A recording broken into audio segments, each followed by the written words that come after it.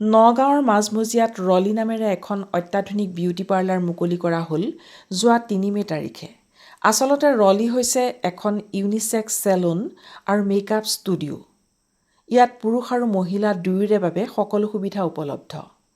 আমি যদি নগাঁও মেইন টাউনৰ মেইন ৰোডৰ পৰা শৈবগাঁৱৰ ফাললৈ আহি থাকোঁ, তেনেহ'লে নতুন দলংখন পাৰ হৈয়ে মৰিগাঁও চেণ্টিগেট নাপাওঁতেই যদি বাওঁফালে চাই দিওঁ, তেনেহ'লে দেখা পাম ডাঙৰ ডাঙৰ আখৰেৰে অসমীয়া আৰু ইংৰাজীত লিখা আছে ৰলি।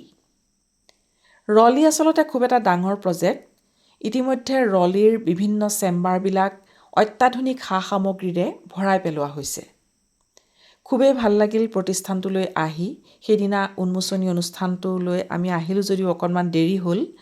এটা উদুলি মুদুলি পৰিৱেশ।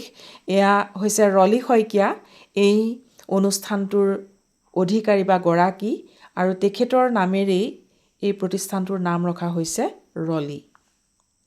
তেওঁলোকে জনাইছে যে ইয়াত অন্যান্য সুবিধাৰ লগতে কোৰিয়ান স্পাৰ যিটো সুবিধা ইয়াত উপলব্ধ হ'ব। খুব ধুনীয়াকৈ সজোৱা হৈছে ৰুমবিলাক। এয়া দেখিছে অত্যাধুনিক সা সামগ্ৰীৰে ভৰাই পেলোৱা হৈছে। আৰু এয়া হৈছে ৰূপজ্যোতি শইকীয়া, মোৰ ভাতৃসম বন্ধু। তেওঁৱেই আচলতে এই অনুষ্ঠানটোৰ স্বত্বাধিকাৰী, তেওঁৰেই পৰিবাৰ ৰলি শইকীয়া। আৰু এই অনুষ্ঠানটোলৈ আহি খুবেই ভাল লাগিল। আপোনালোকো আহিব, সকলো সুবিধা পাব বুলি আশা কৰিছোঁ। শুভেচ্ছা জনাইছোঁ ৰূপজ্যোতি শইকীয়া আৰু ৰলি শইকীয়াক। তেওঁলোকৰ যাত্ৰা শুভ হওক, ৰলিয়ে প্ৰগতিৰ পথত আগবাঢ়ি যাওক। মোৰ ভিডিঅ'টো চাই থকাৰ বাবে সকলোকে ধন্যবাদ জ্ঞাপন কৰিছোঁ।